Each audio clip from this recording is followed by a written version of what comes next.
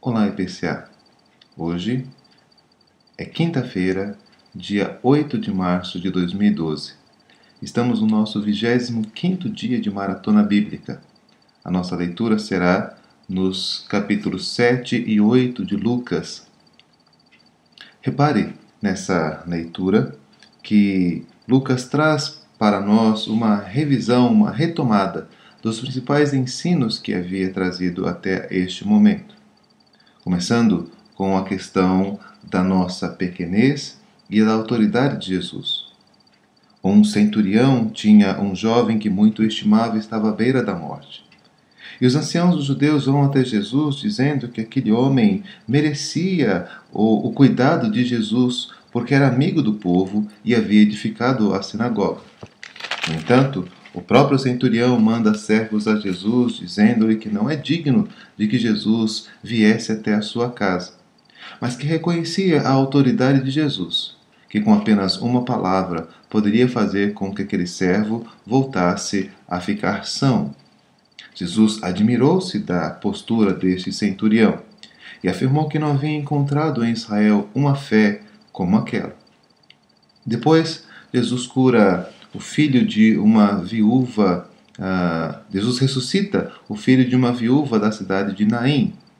Ele vê o sofrimento daquela mãe e espontaneamente vai até ela, ressuscita o seu filho e entrega-lhe o seu filho de volta, de forma que o povo se admira e dá glória a Deus, porque um grande profeta havia se levantado no meio deles e Deus estava visitando o seu povo.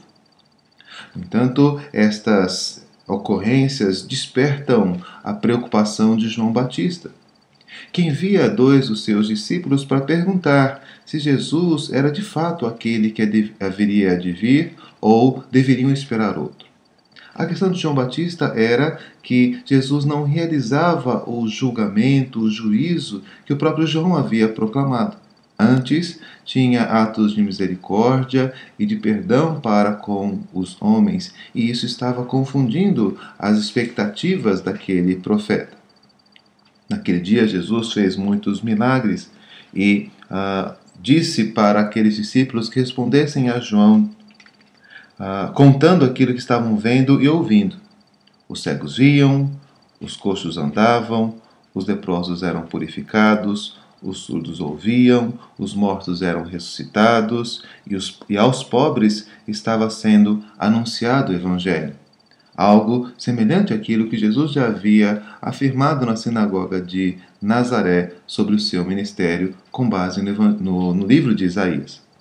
E Jesus adverte: bem-aventurado aquele que não achar em mim motivo de tropeço.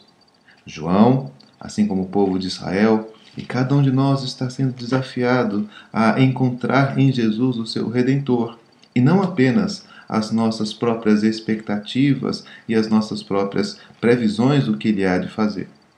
Nesse ponto, é importante observar que Jesus discute a respeito do ministério de João com aqueles que estão ao seu redor.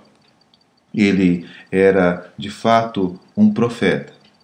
Mais do que isso, Jesus vê em João o cumprimento da profecia de Malaquias, aquele que prepararia o caminho do Messias, o mensageiro do Senhor. Homem que, entre os nascidos de mulher, é dos maiores, mas que, no entanto, ainda é o menor no reino de Deus. Esta distinção é muito importante, porque as expectativas de João ainda estavam muito abaixo daquilo que o reino de Deus de fato trazia para o povo. E dessa forma, ele precisava, como cada um de nós, crer e esperar no Senhor Jesus como aquele que era o seu Messias e o seu Redentor. O texto parece fazer um resumo e mostra que muitos do povo, até mesmo publicanos, reconheceram a justiça de Deus através da pregação de João e foram batizados por ele. Outros, fariseus e intérpretes da lei, rejeitaram e eles deixaram de atender à vontade de Deus e não foram batizados por João. Assim, Jesus compara aquela geração, especialmente escribas e fariseus, como meninos que não sabem o que querem. Não querem cantar, não querem chorar, não querem ouvir um profeta que está no deserto porque parecia ser endemoninhado, mas que também não querem atender ao Filho do Homem que come, que bebe e o chama de pecador e de glutão. No entanto, a sabedoria de Deus se manifestaria, se justificaria nos seus frutos, naquilo que ela estava a produzir. E esta é a comparação que se faz no relato do encontro, do jantar de Jesus na casa de um fariseu. Entrando ali, Jesus também foi acompanhado por uma mulher pecadora, que estava aos seus pés, com lágrimas os molhava e com seus cabelos enxugava. E Jesus, percebendo no coração do fariseu uma crítica, pergunta-lhe a respeito do perdão de pecados. Quem ama mais? Quem é perdoado de pouco ou quem é muito perdoado? E, obviamente, o fariseu responde: quem é muito perdoado. E Jesus então compara os atos daquele homem fariseu com aquela mulher prostituta. Aquele homem não havia tido os cuidados mínimos de atenção e cortesia para com Jesus. Mas aquela mulher dava de si mesma e se humilhava aos seus pés. Por isso, o amor daquela mulher por Jesus naturalmente se mostrava maior do que o do fariseu. E voltando-se para ela, usa novamente da sua autoridade de perdoar pecados.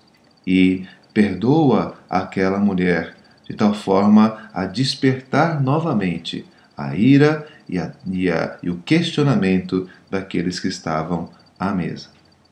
Lucas entra no capítulo 8 registrando diversas mulheres que acompanhavam Jesus e que o serviam através dos seus bens. Aquelas mulheres acompanhavam o ministério de Jesus e tinham sido curadas de diversas enfermidades, de espíritos malignos, e há mulheres simples como Madalena, Maria Madalena, provavelmente uma prostituta, e mulheres importantes como Joana, a mulher de um procurador de Herodes. Mas o fato é que, independente da sua classe social, cada uma daquelas mulheres estava ali a serviço do Senhor Jesus. Nesse ponto, Lucas registra a parábola do semeador. O modo como a semente cai no coração de cada uma das pessoas. E a necessidade que essa semente tem não apenas de encontrar lugar no nosso coração, mas também produzir os frutos necessários para isso. Todos esses elementos nos chamam a atenção para o modo como temos caminhado e conduzindo a nossa vida diante do Senhor Jesus. Os homens são chamados a reconhecer o seu pecado, reconhecer a autoridade e a misericórdia de Jesus, a abrir mão das suas expectativas para atender àquilo que o Senhor Jesus tem a nos oferecer. Somos chamados a amar Jesus, porque Ele perdoou os nossos pecados. E esse amor deve gerar em nós frutos persistentes, abundantes, em grande quantidade, porque nós o amamos grandemente. Devemos estar prontos para anunciar aquilo que temos aprendido e manifestar nossa fé em Jesus. Vamos orar? Concede-nos, ó Deus, a graça de viver na luz deste Evangelho, de tal forma, ó Deus, que reconheçamos no Senhor Jesus esse nosso Redentor e não tenhamos nele qualquer pedra de tropeço. Que o Senhor, ó Deus, abra o nosso coração, para que, ao reconhecer a grandeza do Senhor Jesus, não sejamos como meninos, inquietos e sem saber o que querem, mas que tenhamos, ó Deus, muito claramente no nosso coração aquilo que a fé produz, o amor, a dedicação, os frutos, a confiança e a esperança daqueles que sabem que encontraram o seu Redentor. Que seja assim na nossa vida, em nome de Jesus. Amém.